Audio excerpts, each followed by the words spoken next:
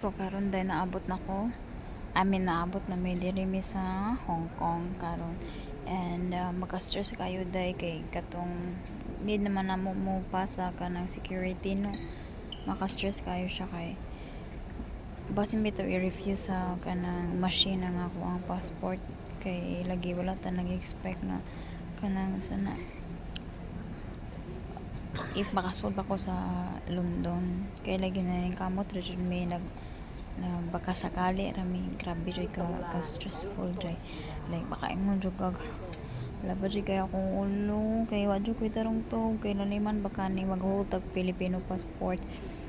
Grabe kayo ka stressful kay ang pati ang ubang mga website sa mga laing countries kay di man jud sila maka verified. I mean some airlines kay dili man jud sila maka verified nga pwede ba ka musud ana nga country labi na kay ang UK.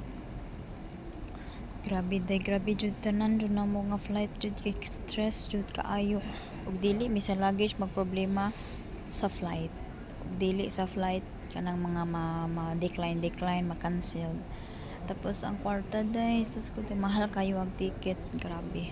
But guys, hapit na jud mi makalagpas sa amo ang destinasyon no kay supposed to be mo travel may March 6 abot na unta mi sa France but kay lagi gagira man ang Iran ug ang US so wala mi naka dayon kay gi-cancel ang mo ang ticket. Cancel ang amo ang flight. So karon hinaot unta nga magmalamposon ang amo ang biyahe kay grabe jud ka stressful basta ka nakahilak ko lang akong bana gud pati ko kay wala na akong ipakita niya kay basin niya musamot jud na makatipid ta sa ato ang weight sa ato ang baggage sa ato ang luggage karon nag-change na pud ko day change na pud ta akong bana gisapot na nahugtaman kay ngano sige jud kuno ko ilis-ilis sa nina ang ginandalon jud nako na akong mga sanina kay ganahan man ko ana baga man na di ba tukdaw anang Europe so mo to gidan ako day wait sa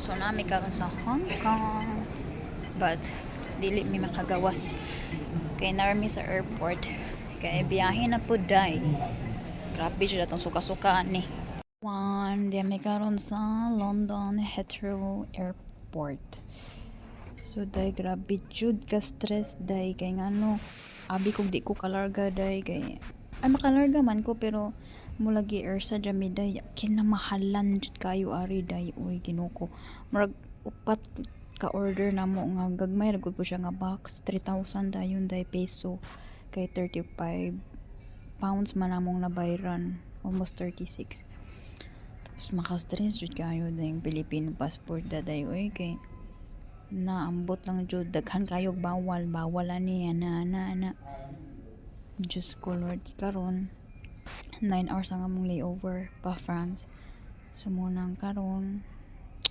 nagbalhin-balhin man gud ang time dili ka katagna kung unsang orasa kay 13 hours ang among biyahe day di na ko kahuwat na maka-sleep na ko og tarong I'm so tired pati akong bana gikapoy nagtaman-taman kabuangon ako day sa samtan pa kay mag French ko ani bonjour mana nako bonjour. So guys mao na niya to ang pormano kay grabe ka stress ang among biyahe jud so pwede ari magbana kay nangatog ang mga tao but so far gamay ra kayo mga passenger ari pa France ano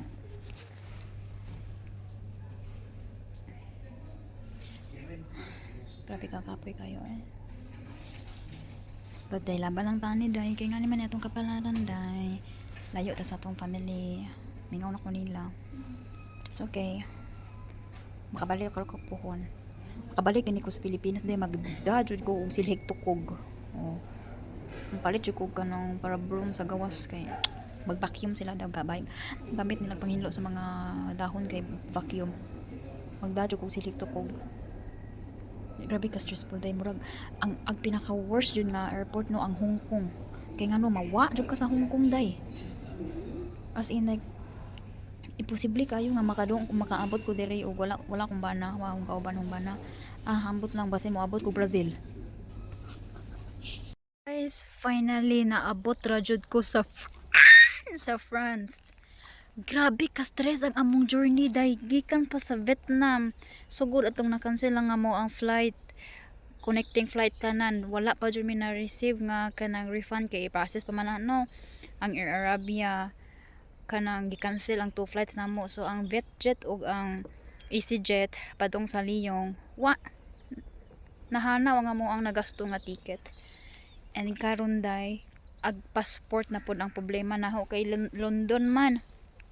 Need og kanang daghang kayo ko day basta jud day nakaroon nakaginhawa na jud day unya pag abot abi kong makaginhawa ko day karon pag abot nako day kinatugnawan kay sa nga tanan.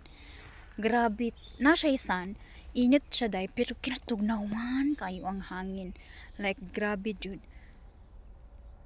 Tapos mingaw kayo ari day as in langgam na jud ang imong madungog. Grabe gud po jud katugnaw ari day. As in, kaniha, baga kayo ni. Wool ni siya nga baga kaayo. Tapos nga na siya, taas na siya no. Pero dahil di jud mo tala, di siya tugnaw. Pero dapat mag-cover kasi mo mga kamot. Kaya mauga jud na unsa naman na ito ang kamot. Ani, natiguang naman lang porma na. Super cold. Even though, nice sun.